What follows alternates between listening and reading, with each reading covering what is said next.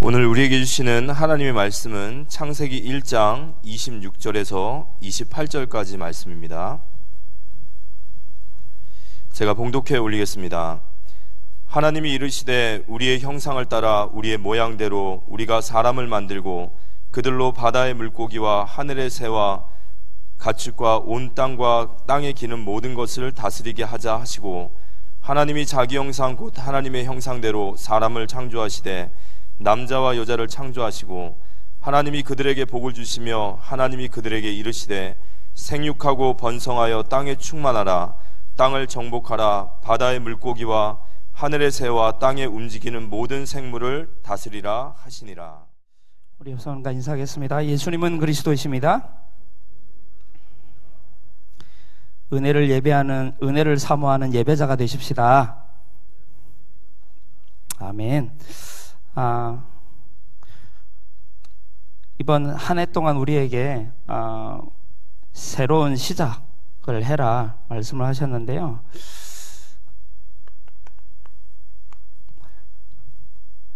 가장 중요하게 새롭게 시작해야 되고 또 계속 확인해야 될 것이 뭐냐면요, 우리가 구원을 받았다면 꼭 붙잡아야 할 신앙생활의 5가지를 우리가 오늘 확인해야 되겠습니다. 이걸 점검하시고 또 갱신하시고 다시 회복하시고 그런 은혜가 있게 되기를 바랍니다. 우리는 신앙생활을 하고 있습니다.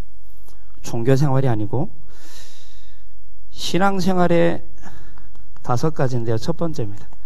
신앙생활의 심장은 예배입니다. 예배는 생명입니다. 예배는 죽고 사느냐의 문제입니다. 예배는 갈등하는 것이 아닙니다. 예배는 하나님이 가장 귀하게 여기시는 것이 우리를 창조하신 목적이기도 합니다. 민수기 15장에 보면요, 안식일에 나무하러 나간 한 사람을 다른 사람이 보게 됩니다. 그래서 모세에게 이제 얘기합니다. 안식일인데 지금 저 사람 나무하러 갔다. 그래? 끌고 와. 그래서 이제 이 모세가 하나님께 여쭤봅니다. 하나님, 어떻게 할까요? 근데 하나님 뭐라고 하신지 아십니까? 죽여라 합니다. 죽이라요. 하나님, 사랑의 하나님이요, 예배 안식일에 나무했는데 죽이래요. 그게 하나님의 진짜 마음이 아니고요, 예배가 뭐다? 생명이라는 거예요. 예배 놓치면 다 놓치게 되는 거기 때문에 돌로 쳐 죽이래요. 죽였어요. 예배가 그만큼 소중한 것이고 생명 같이 우리가 지켜야 될 거라는 거예요. 예배 성공, 인생 성공. 예배 실패, 인생 실패. 여러분, 창세기 2장 15절에서 17절에 보면 하나님이 인간을 하나님의 형상대로 만드시고 에덴 동산에 이 사람을 두셨어요. 15절에 보면 그 사람을 그 에덴 동산에 두어가지고 하나님이 명하신 그것을, 에덴 동산에도 그것을 경작하며 지키게 하셨다. 근데 이 경작하다라는 이 말의 뜻이 뭐냐면 아바드라는 단어인데요, 이 아바드는 예배하다라는 뜻이에요. 하나님이 에덴 동산을 지으신 목적은 뭐냐? 예배하라고. 그 예배의 기준은 그게 선악과였습니다. 그게 하나님 말씀이었죠. 근데 인간이 뭐 놓쳐서 하나님을 떠났습니까? 예배 놓쳐서 떠났습니다. 예배 놓쳤다니까요. 그래, 신앙생활의 심장 멈추면 죽습니다. 예배가 너무 소중합니다. 또 신앙생활의 그러면 기준은 뭘까요? 신앙생활의 기준은 누가 뭐래도 하나님의 말씀이죠. 근데요, 메시지 말고요,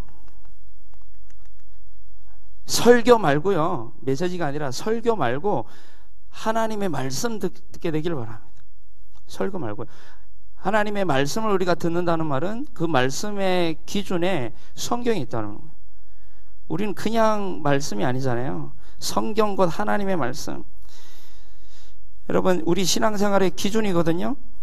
인간적으로 또 세상적으로 봤을 때 아무리 맞는 것이라도요, 하나님의 말씀과 맞지 않으면 그건 틀린 겁니다. 그죠? 내가 아무리 맞다고 해도 그게 하나님이 아니다라고 하는 건 아닌 거예요. 기준인 겁니다. 기준은 오직 하나님과 그의 말씀, 성경 곧 하나님의 말씀. 왜 그렇습니까? 요한복음 1장 1절에 분명히 정확하게 명확하게 얘기합니다. 말씀이 곧 하나님이시니라. 하나님이 기준이에요. 그죠? 하나님이 기준입니다. 근데 그 하나님이 말씀이 뭐라고요? 하나님이라니까. 말씀은 곧 하나님이시니라. 자, 그러면 신앙생활의 능력이 뭘까요? 그렇죠. 기도입니다. 기도는요, 어마어마한 보좌를 움직이는 겁니다. 어마어마한 권세를 누리는 것이 기도입니다. 하나님 우리에게 예배하는 신분을 주셨고요. 말씀에 살아갈 수 있는 그 삶의 기준을 주셨고요. 우리에게 권세를 주셨다니까요. 삶의 능력 있게 살라고. 기도는 어마어마한 능력이 시작되는, 보좌가 움직이는, 기도할 때 천군 천사가 동원되는 줄로 믿습니다. 성경에 그렇게 돼 있어요. 우리가 기준 삼는 그 성경에 기도할 때 천군 천사가 움직인다고 돼 있다니까요. 계시록 8장 3절로 5절에 보면 분명히 잘 기록되어 있습니다. 이 성도들의 기도를 천사가 이 금 향로에 받아가지고 하나님께 올라가서 하나님께 드리면 하나님이 이제 금 향로에 어마어마한 응답을 주셔가지고 땅에, 우리 5절 볼까요? 5절? 5절 보게요. 5절에 어떻게 응답하시냐? 천사가 향로를 가지고 제단에 불을 담아다가 땅에 소돔에 우레와 음성과 번개와 지진이 나더라. 어마어마한 능력의 그 역사를 우리 보여주시겠다는 거거든요. 이번 새벽에 말씀 준비하는데 막 번개 치고 난리가 아니에요. 근데 막 저도 두렵더라고요. 막 뭐야, 막 번개가요, 막 한 1분에 몇 번씩 막 치는 거예요.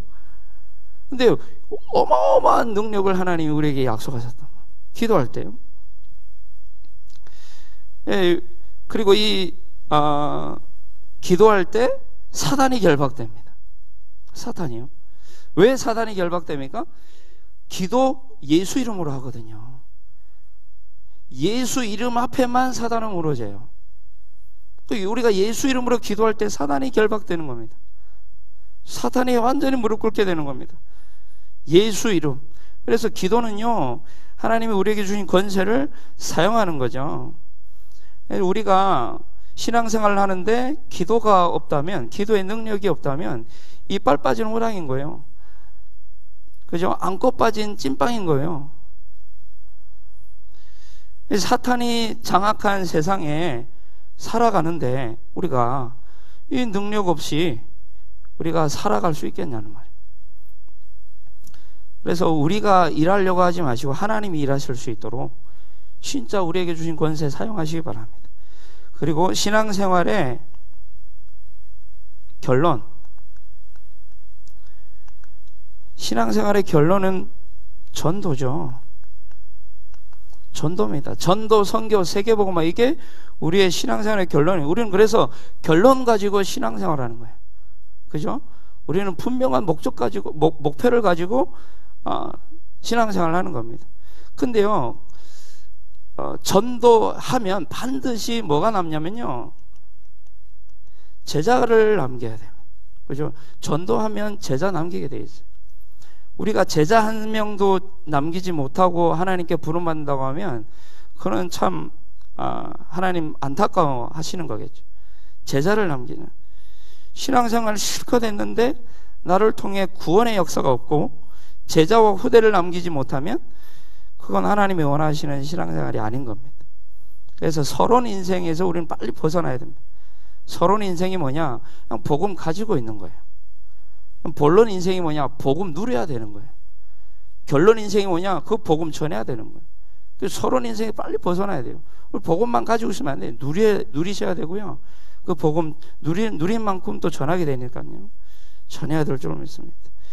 예수님의 마지막 부탁이 뭐였죠? 우리 마태복음 28장 18절로 20절. 마지막 부탁이에요. 근데 16절에서 20절을 보면요. 16절을 보면 아직도 의심하는 자들이 있더라 합니다. 의심하는 그 제자들에게 하나님이 제자 삼을, 천하 만민에게 가서 제자 삼을 하는 거예요. 지금 의심하고 있는데요. 아무런 능력도 없는데요. 근데 온 천하에 다니면서 복음을 전하래요. 무슨 말입니까? 전도는 우리가 하는 게 아닙니다. 하나님이 하시겠다라는 거예요. 결론 딱 잡고 가는 거예요. 언약 딱 잡고 가는 거예요.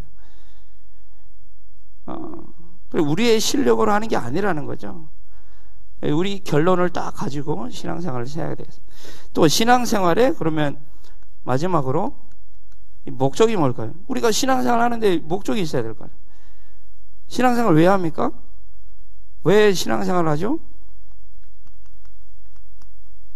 하나님께 영광. 하나님께 영광 돌리는 것이 우리 신앙생활의 목적이에요. 응답받기 위한 것이 목적 아닙니다.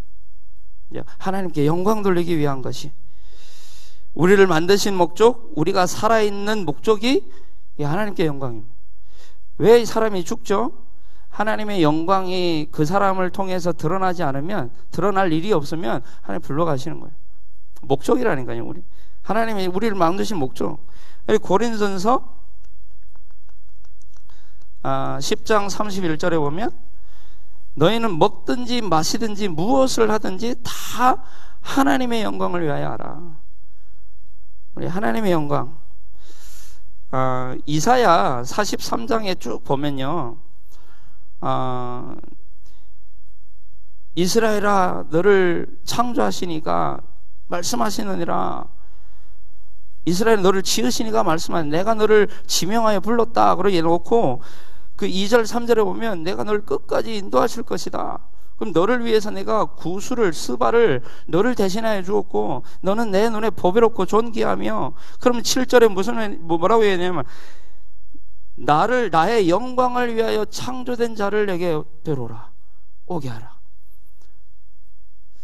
내 이름으로 불려지는 모든 자 곧 내가 내 영광을 위하여 창조된 자. 하나님의 영광을 위해 우리가 창조해. 그리고 21절에 보면요, 그 뒤에 좀 엄청 많은 얘기가 나옵니다. 나의 증인이다 그럽니다. 우리에 보고. 그리고 19절에는 보라 그들에게 내가 새 일을 행할 것이다.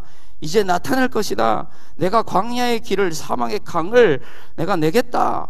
그러면서 21절에 이 백성은 내가 나를 위하여 지었나니 나를 찬송하게 하려 합니다. 여러분 찬양 많이 하시기 바랍니다. 성경에 기도는 하루 3번 하라는데요, 찬양은 하루 7번 하래요.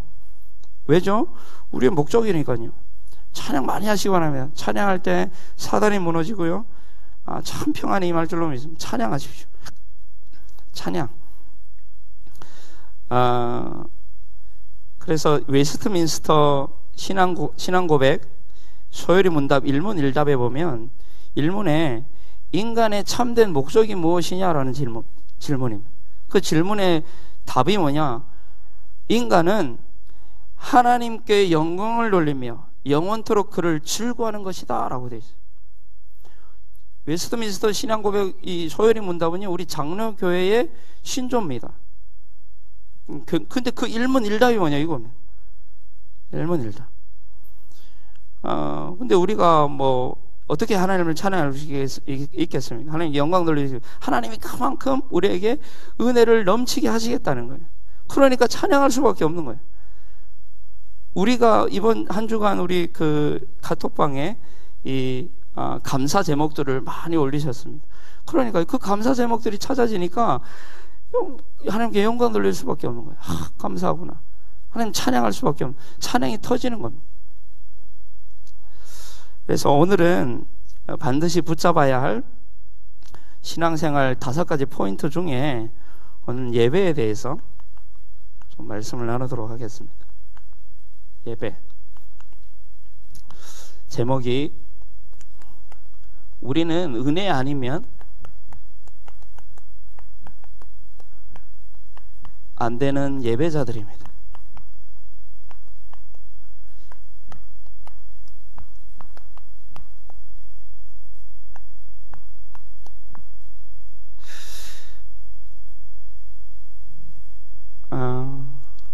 제가 이제 가장 그래도 감사한 게, 제가 이제 12살 때 복음 받았거든요. 그리고 나서 27살 때 복음을 깨달았어요. 근데 그 중간에요, 참 감사하게도 이 예배 자리를 떠나지 않은 거예요. 하나님이 그렇게 하신 거겠죠. 근데 어느 날 이 예배 속에서 제가 깨지게 된 거예요. 예배 가운데. 우리 렘넌트들에게 다 양보하세요. 딱 하나만 양보하지 마세요. 예배. 다 양보해도 좋아요. 뭐 중요한 게 없어요. 예배만 양보하지 마세요. 예배만. 다른 거 다 해주라니까요. 그래. 근데 예배는 양보하지 마세요. 예배는 오냐오냐 해서 되는 문제가 아니에요. 그게 기준입니다. 다 괜찮아요. 이제 예배 자리에만 있을 수 있도록. 예배는요, 쌓여지는 겁니다. 우리가 평생 예배를 하는데요, 예배는 쌓아가는 거예요. 그럼 하나님의 정확한 시간표에 하나님 예배 통해서 은혜 주시게 돼 있어요. 왜냐하면 예배가 은혜의 보좌이기 때문에 그렇습니다. 오늘 본문 말씀은요, 인간을 향한 하나님의 모든 것이 들어있습니다. 창세기 1장 26절 28절에요 인간의 시작이 무엇이며 인간이 어떤 존재이며 어떤 축복을 받았으며 어떻게 살아가야 하는지, 그 인간을 가장 잘 설명한 구절이라고 해도 과언이 아닙니다. 인간의 시작을, 근본을 얘기하고 있으니까요. 사람은요, 진화된 동물이 아닙니다. 진화된 동물이 아니에요. 성삼위의 하나님이 창조하신 하나님의 형상입니다.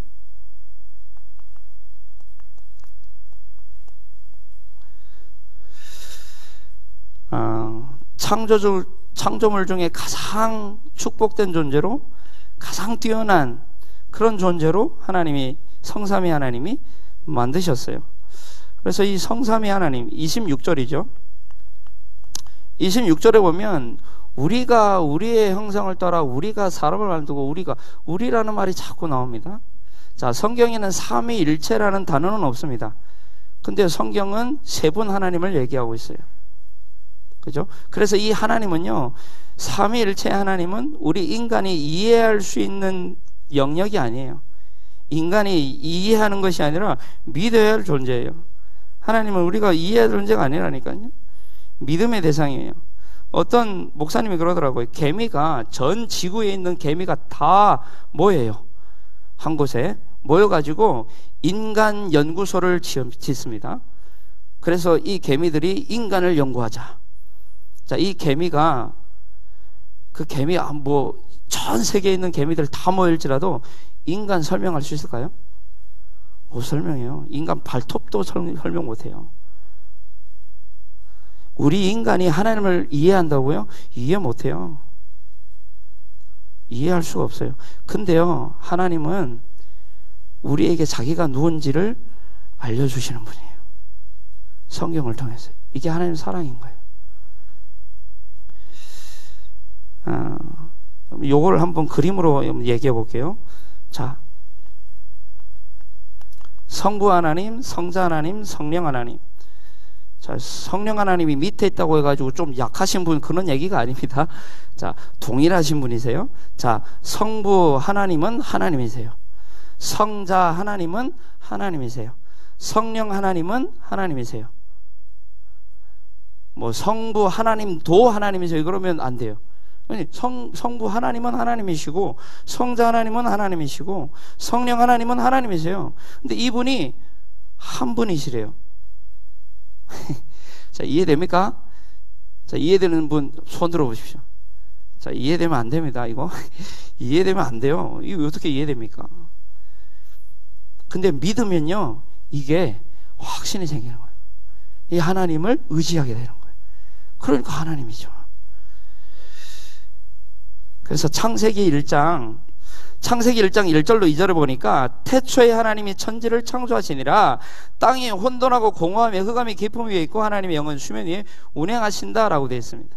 자, 흑암 공허 혼돈을 누가 다스리고 계십니까? 하나님이요.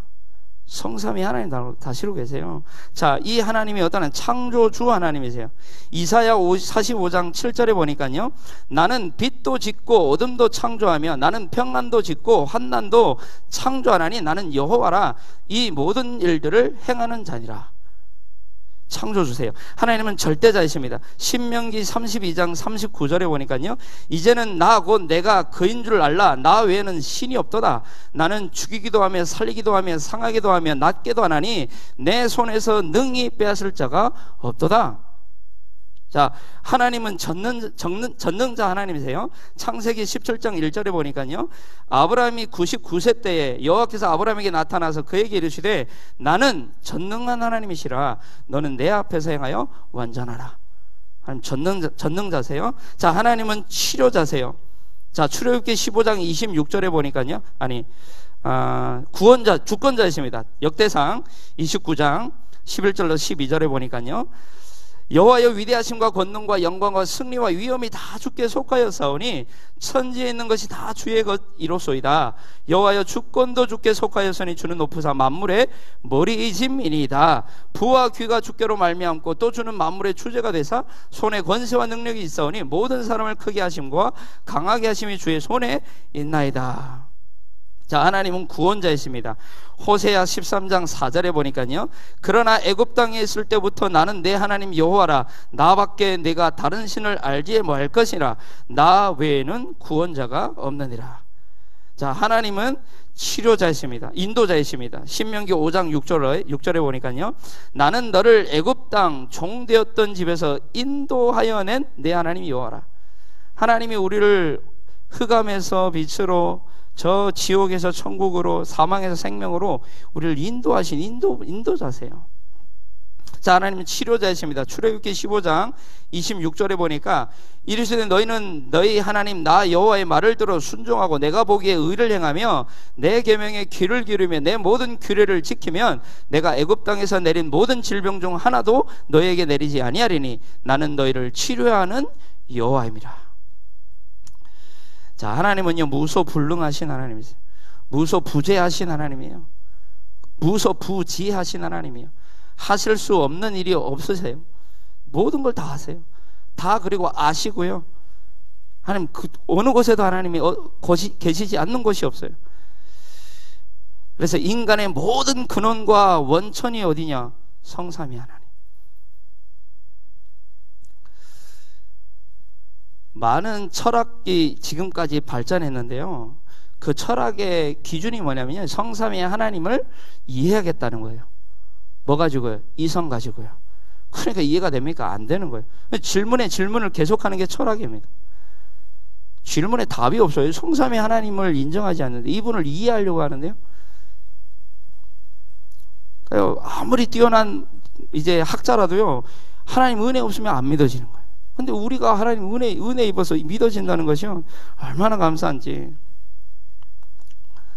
자, 성부 하나님. 이 성부 하나님 호칭이 여호와이십니다.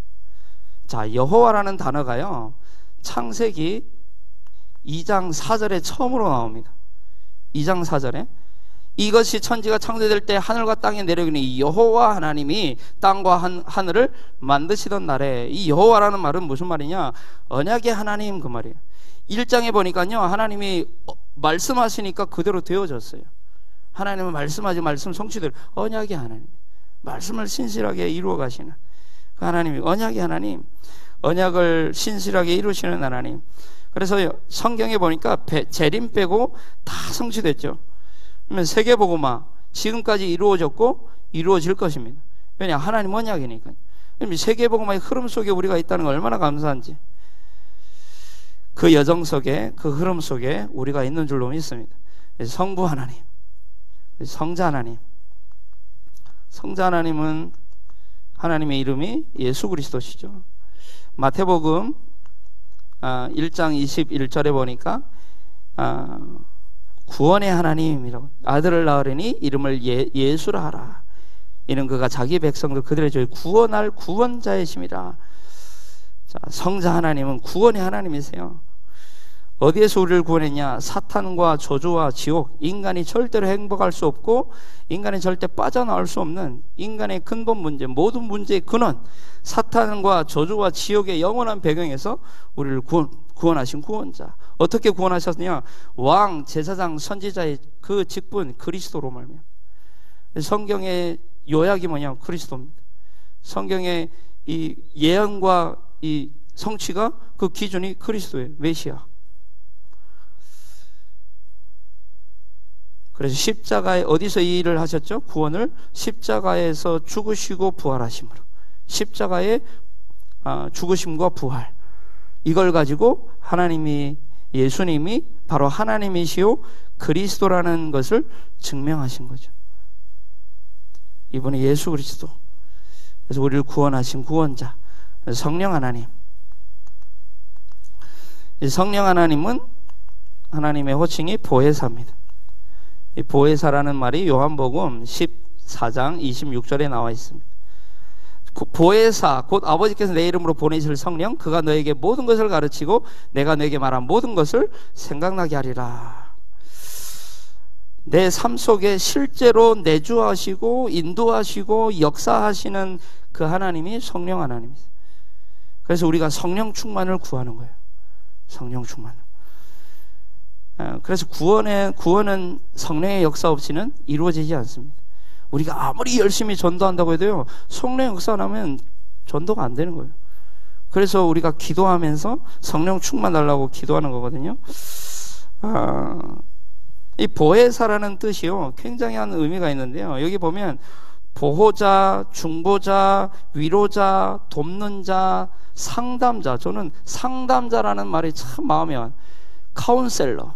우리와 함께 하심으로 자꾸 우리와 이 교제하기를 원하시는 거예요. 카운셀러. 가르치시고, 이 하나님.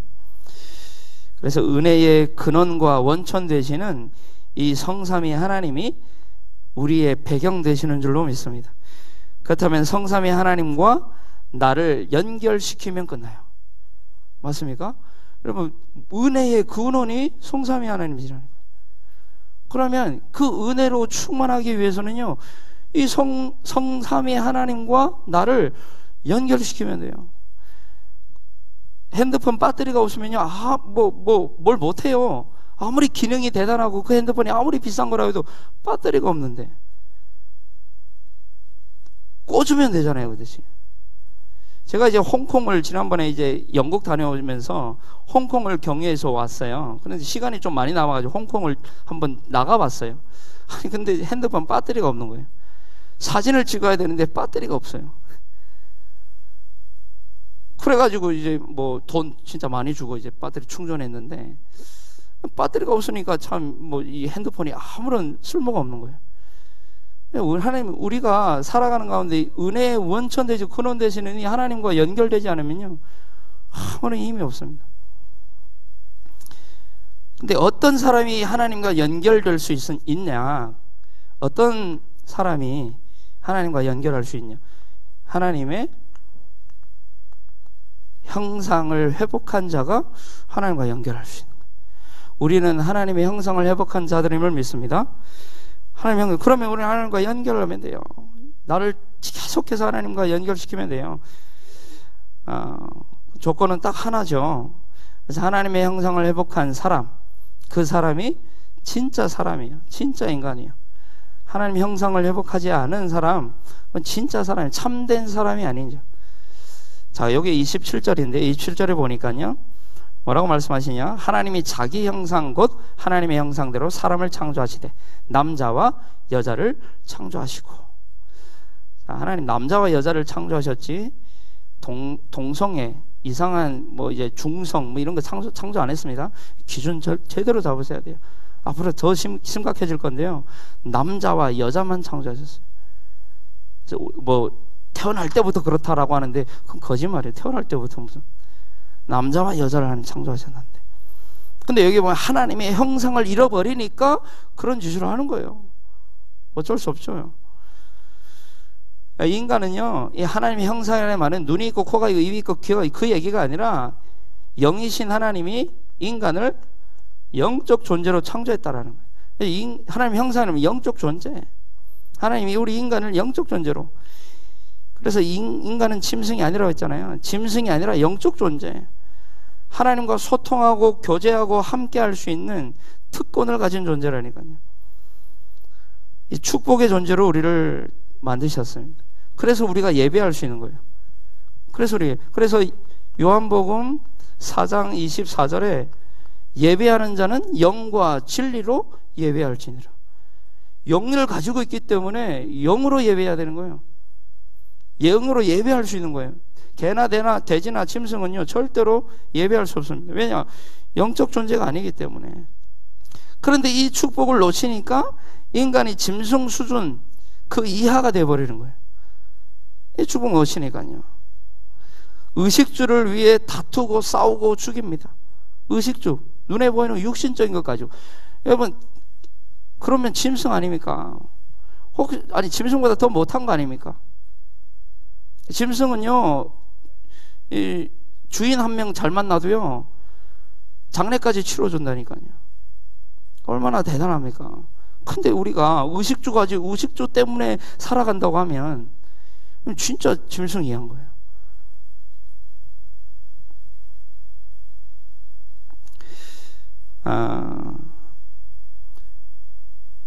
영적 존재라는 사실을 모르니까 어떻게 영적 사실을 알겠습니까? 인간이 영적 존재인데 그 영적 존재라는 사실을 모르는, 영적 존재임을 인정하지 않는데 어떻게 영적 사실을 알 수 있겠냐? 모르는 겁니다. 영적 존재가, 우리가 그러면 영적 존재임을 우리는 아는, 우리는 하나님 형상을 회복한 우리는 이 영적 존재가 영적 사실을 모르면 좀 힘들죠. 곤란합니다. 어떤 랩런트가 지금 우리 교회는 안 다니고 이제 다른 교회 가는 랩런트인데 뭐라고 얘기하냐면, 목사님은 왜 설교할 때 영적인 얘기만 해요? 그래요. 내가 큰일 났다 이거.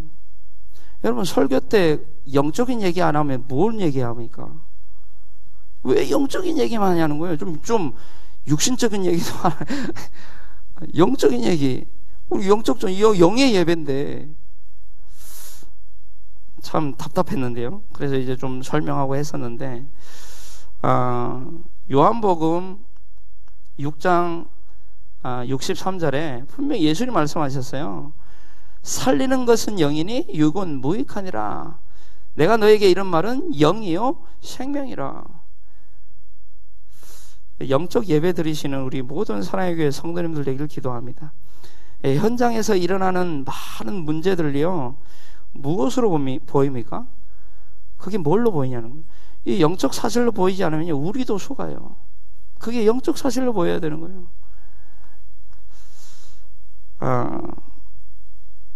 우리는 현실만 보면 안 됩니다. 현실 뒤에 있는 사실이 있고요, 그 사실 뒤에 있는 진실이 있습니다. 근데 우리는 그거 말고 우리는 영적 사실로 봐야 되는 거예요. 강원도에서 있었던 일인데요. 강원도에서 어떤 40대 아주머니가, 애어머니가 남편이 이제 도망갔다는 거예요. 애만 낳고 도망갔어요. 그러다 보니까 지금 생계를 이어갈 수가 없는 거예요. 40대인데. 근데 이제 그러다 보니까 이제 마트에서 이 분유를 도둑질했어요. 분유를. 그래, 애기 용품들을 막 도둑질해가지고 나가다가 잡혔어요. 그래서 경찰에 신고해가지고 경찰이 왔는데, 왜 이걸 도둑질했냐 하니까 집에 2개월짜리 딸이 있는데, 자식이 있는데 지금 밥을 못 먹어가지고 그랬다라고 하니까, 절도범들이 그런 꼼수를 많이 쓰니까 그럼 집에 한번 가보자.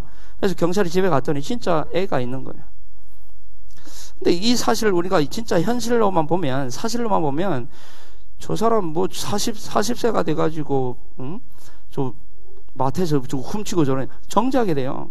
근데 이 경찰관이 하는 얘기가 참 마음에 많이 남았는데, 요즘 시대에 애도 낳지 않는데 그리고 애를 낳았더라도 책임지지 않고 버리거나 살인도 하는데, 저 사람은 그래도 자기 애를 살리겠다고 도둑질 나쁜 거지만 한 거 아니냐. 그래서 이 경찰관이요, 자기 사비를 이제 해가지고 분유를 가져다가 이제 먹이는 뉴스가 나왔어요.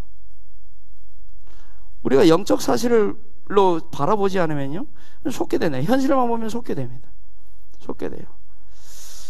우리 영적 사실을, 우리 현장에서 일어나는 많은 살인 사건들, 또 많은 이제 이 성범죄들, 또 많은 이제 지진과 기근과 재난들, 이런 부분들요, 그냥 영적 사실을 보지 않으면 힘들어요. 답이 안 나오는데요. 그래서 우리에게 가장 중요한 것이 영적 상태인 거예요. 영적 상태에 따라 응답이 오기 때문에요. 그래서 우리의 영적 상태에 따라서 모든 것은 달라지게 됩니다. 다르게 보이고요, 보는 것도 듣는 것도 말하는 것도 우리 영적 상태에 따라서 다르게 해석하게 되고 보게 되고 듣게 되는 거예요. 영적 상태 너무 중요한데, 그래서 예배가 중요한 겁니다. 언제 영적 상태가 형성이 되냐? 예배 때. 예배가 너무 중요합니다. 그래서 예배 때 하나님이 은혜를 주시는데, 은혜를 어디에 줍니까? 하나님이 발가락에 줍니까? 은혜를 어디에 주죠? 우리 영혼 속에 주시는 거예요. 영혼 속에. 그래서 요한 3서 1장 2절에 사랑하는 자여 내 영혼이 잘됨 같이 폼살 잘. 우리가 예배를 통해서 영혼에 하나님 충만한 은혜를 입어야 되는 줄로 믿습니다. 그래야 한 주간을 살아가요. 그거 가지고 기준 삼아서 우리 삶을 살아가게 되는 겁니다. 이런 존재에게, 하나님의 형상을 회복한 존재에게 하나님이 약속하신 축복이 있습니다. 하나님이 약속하신 하나님 축복이 있어요. 이 하나님의 형상을 회복한, 이 하나님의 형상을 회복한 구원받은 우리에게 주신 축복이 뭐냐? 그게 28절입니다.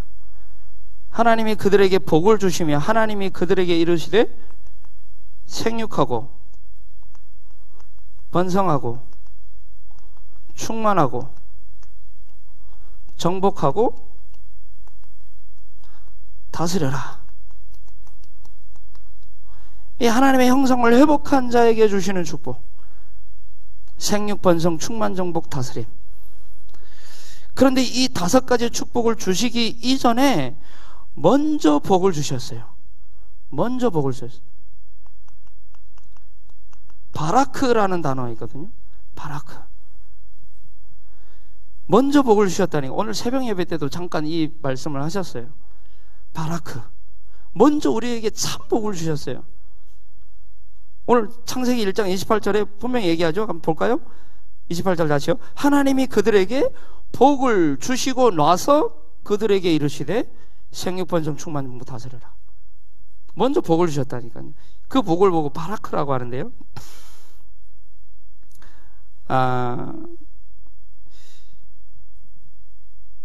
이 축복을 받은 자가 이 5가지 복을 받아야 돼요. 이 5가지가 있어야 되는 거예요. 이 바라크에 하나님이 주시는, 먼저 주시는 그 복을 받은 사람이 이게 있어야 되는 거예요. 근데 이게 없는 사람이, 이 하나님이 주시는 이 영적인 복, 이게 없는 사람이 이거 가지니까 세상이 이 모양이 꼴인 거예요. 3단체가 뭐 장악했다고 하는데 그 사람들이 대단해요. 이거 다 가지고 있잖아요. 불신자들 다 가지고 있잖아요. 근데 그 참복 아니에요. 왜냐? 하나님 주시는 복 빼놓고 있어요. 빼놓고 있다. 그럼 이 축복이 뭐냐? 이 바라크의 복이 뭐냐? 예배할 수 있는 복. 예배 속에서 우리에게 주시는 어마어마한 복을 먼저 주셔놓고 이걸 회복한 자에게 하나님이 이거, 그래서 세계복음화, 이게 너무 많이 묵상하시면 좋을 것 같습니다. 그래서요, 여러분, 강도에게 칼을 쥐어주면 뭐가 됩니까? 그게 살인 무기가 되는 거예요. 근데 의사에게 칼을 쥐어주면 뭐가 됩니까? 살리는 도구가 되는 거예요. 이 복을 받은 자가 이걸 가지고 있어야지, 이 복을 받지 않은 자가 이걸 가지고 있으면 세상이 힘들어지는 거예요. 그래서 여러분 한번 생각해 보세요. 왜 시대는 발전하는데 정신 문제, 영적 문제는 끊임없이 지속되냐고요. 그게 이거예요. 이 위정자들이, 이 악의 영들이 세상을 주관하고 있는 이 사단의 이 조직이 완전히 장악하고 있다는 거예요. 우리가 그곳에 하나님 나라를 이루어 가야 되는데요. 이 하나님이 먼저 주시고자 하시는 이 복을 받지 않았기 때문에 이런 시대가 그런 겁니다. 민수기 우리 6장 24절에서 26절에 보니까요, 이런 말씀이 있습니다. 같이 보겠습니다. 여호와는 내게 복을 주시고 너를 지키시기를 원하며, 여호와는 그의 얼굴을 내게 비추사 은혜 베푸시기를 원하며, 여호와는 그 얼굴을 내게로 향하여 드사 평강 주시기를 원하노라. 하나님이 우리에게 복 주시기를 원하셔서 안 달라신 분이세요. 안 달라 있어요. 이 복을 주시려고. 근데 이 복 주면 딴 길로 살까봐 이 복을 먼저 받으라는 거예요. 먼저 받으라는 거예요. 이거 좀 주시겠다는 거예요. 복 주실 안 달랐다니까요. 여기서 보면 하나님의 얼굴이라는 단어가 계속 나옵니다. 하나님 우리를 얼굴을 향하여 하나님 우리를 얼굴을 향하여 있는데 우리는 딴 데 봐요. 그러니까 은혜 보면 하나님 얼굴 보면 우리 하나님 얼굴과 대면해야 되는 거예요. 그럼 하나님 은혜 공급받아야 되거든요. 우리의 얼굴을 가지고 그게 얼굴을 구한다 이 말이요, 하나님의 은혜를 사모해야 되는 거예요. 하나님 은혜를 늘 사모하고 바라보고. 그래서 세상으로부터 오는 복이 아니라 성삼위 하나님으로부터 임하는 이 복, 그걸 저는 영력, 지력, 체력, 경제력, 인력이라고 저는 이제 붙잡았는데요. 이 하나님부터 임하는 이 오력으로 충만할 때 우리가 사회, 정치, 경제, 문화, 교육 모든 분야를 정복하고 다스려요. 그 힘이 없으면 안 됩니다. 나는 우리 렘넌트들 가운데 정말 이 복을 먼저 받는 자들, 하나님으로부터 오는 성삼위 하나님도 임하는 이 은혜를 충만히 받은 자들이 진짜 사회, 정치, 경제, 문화, 교육을 주도하는 그런 꿈을 꿉니다. 여러분 메시 여러분 아시죠? 예, 메시 다 아십니다. 메시가요, 이제 프랑스 리그를 뛰다가 이제 미국 리그로 이제 갔어요. 근데요, 메시 한 명이 움직였는데 지금 붐이 일어나고 있어요. 미국 이 축구의 판도가 바뀔 것이다 막 이렇게 얘기하고 있어요. 왜냐면 메시가 그만큼 영향력이 있다는 거예요. 미국 이 축구는 별로 안 알아주거든요. 근데 이 메시가 감으로 인해서 우리 렘넌트들이 진짜 이 복을 받아서요, 영향력이 있는 사회, 정치, 경제, 문화, 스포츠 모든 분야에 그런 렘넌트들이 일어나길 바라고요. 지지난주 토요일 날에 이제 저 사랑의 교회에서 서초 사랑의 교회에서 빌리그레암 50주년 기념 대회를 이제 하기 전에 청소년 집회를 했더라고요. 기념 청소년 집회를. 근데 그 청소년 집회에 누가 왔냐면 BY라고 하는 이 멋있는 래퍼가 있어요. 아주 멋있어요. 이분은 진짜 하나님을 자랑하는 사람인데 모든 가사에 그냥 하나님이 스며들어 있어요. 근데 이 BY가 이제 공연하면서 그 모인 수많은 청소년들에게 하는 얘기가 저는 너무 마음에 와닿는 거예요. 뭐라고 했냐, 이 BY가 야, 니네들 어디 숨어 있었어? 니네들 어디 숨어 있다가 수많은 그 청소년들이 어마어마한 거예요. 현장에서는 보이지 않아. 그럼 보이지 않던 이 아이들이 수많은, 니네 어디 숨어 있었어? 그러면서 하는 얘기가, 나는 니네들이 교회에서 찬양하는 거 좋아. 근데 나는 니네들을 현장에서 하나님을 자랑했으면 좋겠어. 그 얘기를 하는데요. 그래. 이런 렘넌트들이 많이 나왔으면 좋겠습니다. 결론입니다. 우리는 은혜 아니면 안 되는 참된 삶의 예배자가 됐으면 좋겠습니다. 참된 삶의 예배자. 예배 1시간 드리고 가는 그런 예배자 말고요, 진짜 이 은혜를 현장에서 누리고 흐르게 하는 그런 진짜 삶의 예배자, 참된 예배자. 로마서 12장 1절로 2절에 보니까요, 그러므로 형제들아 내가 하나님의 모든 자비하심으로 너희를 권하노니 너희 몸을 하나님이 기뻐하신 거룩한 산 제물로 드리라. 이는 너희가 드릴 영적 예배니라. 2절에 보니까 너희는 이 세대를 본받지 말고 오직 마음을 새롭게 함으로 변화를 받아 하나님의 선하시고 기뻐하시고 온전하신 뜻이 무엇인지 분별하도록 하라.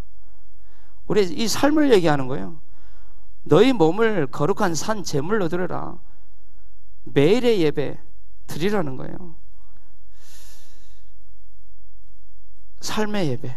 여러분, 이 분별하지 못하면요 큰일입니다. 우리 분별하는 분별력이 있어야 되는데, 멕시코에서 어떤 큰 사건이 일어났어요. 멕시코의 30대 이제 국회의원이 구타를 당하고 화형을 당한 사건이 있었어요. 아니, 국회의원이요, 왜 그러냐 했더니, 이 국회의원이 이제 아동 이제 청소년들을 임신매매한다라고 하는 가짜 뉴스를 퍼뜨린 거예요. 근데 그 가짜 뉴스를 진짜인 줄 알고 주민들이 그 사람을 구타하고 불살라버린 거예요. 분별력이 없어요, 분별력이. 진짜 무고한 사람이 죽은 거죠. 우리가 분별력이 없으면 그렇게 된다니까요. 현장 우리의 삶의 예배자로 서지 않으면요, 이 영적 민감함 없이 살아가면 됩니다. 그래서 미션입니다. 뭘 해야 되냐? 우리의 현장에 예배의 망대를 세우시기 바랍니다. 예배의 망대.